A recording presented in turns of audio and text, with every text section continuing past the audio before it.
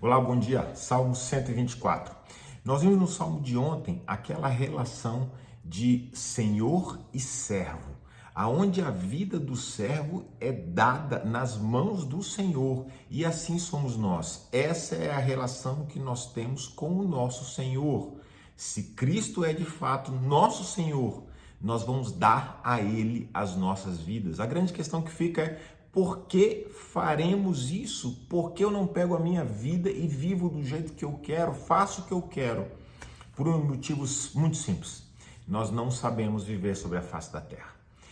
Ele que criou todas as coisas, Ele que é a vida, Ele sim sabe nos dizer qual é a melhor maneira de nós vivermos sobre a face da terra, e por isso que nós o buscamos, e por isso que nós temos uma relação onde Ele é o nosso Senhor e Ele é o provedor de tudo aquilo que nós necessitamos sobre a terra. Porque muitas vezes, quando nós vamos suprir as nossas próprias necessidades, nós às vezes erramos.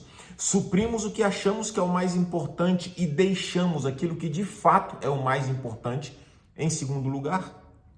Quantas vezes nós já não ouvimos histórias de pessoas que se dedicaram ao trabalho porque acharam que isso era o mais importante, era aquilo que iria trazer provisão para a sua casa, mas deixou a sua casa de lado. Então conquistou aqui a provisão, mas perdeu a casa. E ao final, do que adianta ter ganho uma coisa e perdido aquilo que era o mais importante? É disso que vem o nosso entendimento de: esse é o motivo pelo qual eu lanço a minha vida nas mãos do meu Senhor.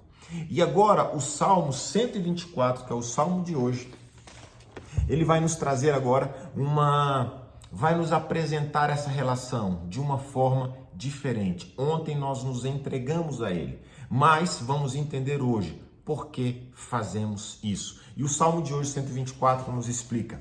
Salmo 124: se não fosse o Senhor que esteve ao nosso lado, Israel que o diga, não fosse o Senhor que esteve ao nosso lado quando os homens se levantaram contra nós. A primeira coisa que o texto deixa claro é: o Senhor ao nosso lado, o Senhor que nos conhece, o Senhor que se compadece de nós. Ele conhece as nossas fraquezas, Ele conhece as nossas dores e as nossas aflições, porque Ele está ao nosso lado. Lembra-se da história do bom samaritano? Ele, o Senhor, Ele é o bom samaritano. O bom samaritano foi agredido, atacado e deixado meio morto e meio vivo no meio da rua. Passou o sacerdote, nada fez. Passou o levita e nada fez. Então veio o bom samaritano, colocou este homem sobre o seu animal e caminhou junto, lado a lado.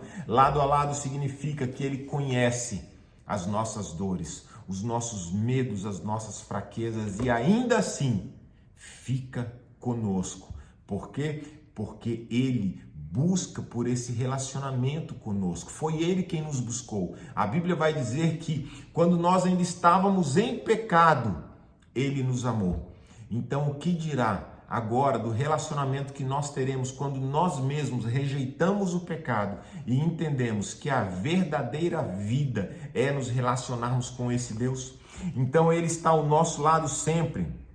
Verso 3: e nós teríamos sido engolidos vivos quando a sua ira se acendeu contra nós. As águas nos teriam submergido e sobre a nossa alma teria passado a torrente. Águas impetuosas teriam passado sobre a nossa alma. Bendito o Senhor que não nos deu por presa aos dentes deles. Salvou-se a nossa alma como um pássaro do laço do passarinheiro.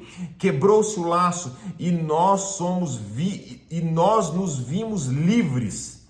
O nosso socorro está em o nome do Senhor, Criador dos céus e da terra. Aqui é o texto, essa parte central. Quebrou-se o laço e nós nos vimos livres. Qual é o motivo pelo qual eu entrego a minha vida? É para perder? Não, é para ganhar.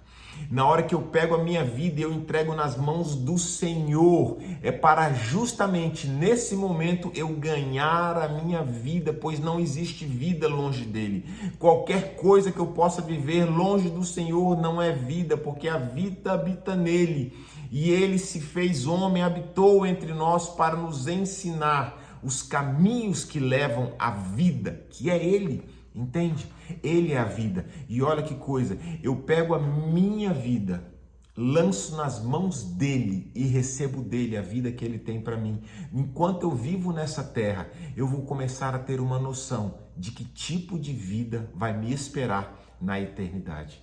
Mas é vivendo aqui nessa terra. A Bíblia diz que aquilo que eu lanço para gerar frutos, como uma semente numa terra, na hora que eu lanço a semente, quando a semente morre, então ela cresce e dá fruto. Assim é a nossa vida. Nós literalmente abrimos mão da nossa vida. Já não quero viver pelos meus próprios interesses, pela minha própria vontade, por aquilo que eu acho certo ou errado, mas eu entrego a minha vida ao senhorio de Cristo para que Ele escolha e determine todas as coisas para mim, entendendo que Ele sabe o que eu não sei, conhece o que eu não conheço. Ele é a fonte de todas as coisas e por isso, com alegria e satisfação, eu me entrego a Ele. Havia uma lei no Velho Testamento de quando alguém era escravo, chegava o tempo dessa pessoa ser liberta.